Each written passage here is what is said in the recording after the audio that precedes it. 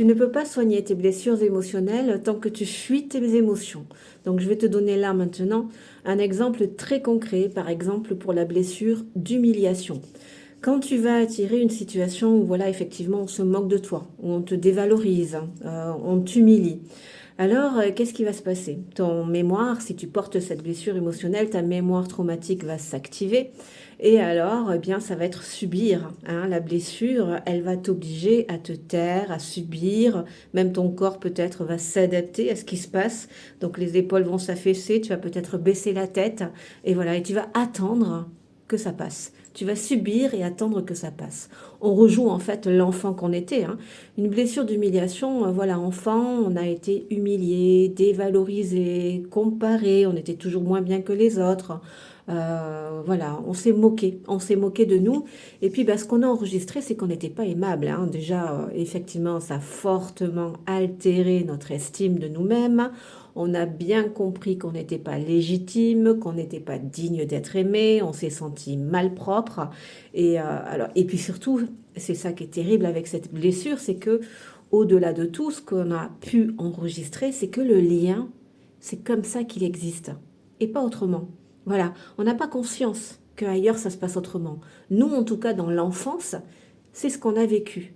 Le lien existe à travers la dévalorisation, l'humiliation, voire la maltraitance. Donc, c'est le conditionnement que j'ai enregistré. C'est le lien. C'est comme ça. Il n'y a que comme ça qu'on peut me porter de l'intérêt, tu vois. Et comme je vibre cette croyance et que l'univers nous prouve toujours qu'on a raison dans nos croyances, eh bien, on va attirer ces schémas répétitifs des personnes qui peuvent nous humilier. Donc, c'est déjà très important de faire ces liens, voilà, d'être vraiment en conscience et effectivement de comprendre pourquoi j'attire ces personnes autour de moi.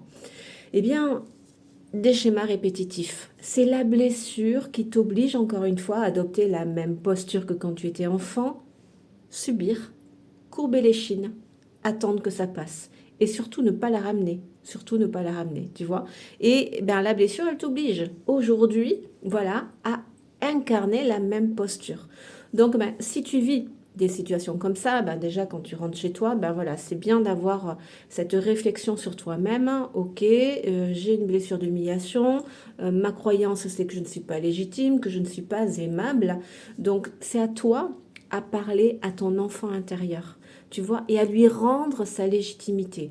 Aujourd'hui, c'est à toi à prendre vraiment de la distance avec cette blessure et puis de la hauteur et d'entrer en communication avec ton enfant intérieur, tu vois. Quel est le besoin de ton enfant intérieur? Quel est ton besoin profond? J'imagine que c'est de reprendre ta place, de savoir dire non, de savoir poser tes limites, de ne plus accepter ce genre de comportement qui vient confirmer ta croyance qu'on ne peut s'intéresser qu'à toi comme ça, que tu n'es pas légitime, que tu n'es pas aimable, que tu es malpropre. Donc si tu veux arrêter d'attirer ces schémas-là, ça va être très important que toi aujourd'hui, tu rendes la légitimité à ton enfant intérieur et de communiquer avec lui, déjà de l'accueillir dans ses émotions. Voilà, je comprends pourquoi tu souffres. Je comprends pourquoi tu es triste. Voilà, ça active des mémoires et puis c'est douloureux, toute cette humiliation encore. Mais fais-lui, engage-toi envers ton enfant intérieur. J'entends ton chagrin, j'entends ta tristesse et ta souffrance. Mais maintenant, je suis là. Toi, tu es l'adulte, hein. Ce que tu ressens, ce sont des mémoires traumatiques, hein, les mémoires de ton enfant intérieur. C'est toi qui les ressens aujourd'hui, mais ce sont des mémoires de ta blessure émotionnelle. Alors certes, hein, appuyées par la situation réelle aujourd'hui. Enfin, réelle. Le passé a été réel aussi, mais en tout cas actuel.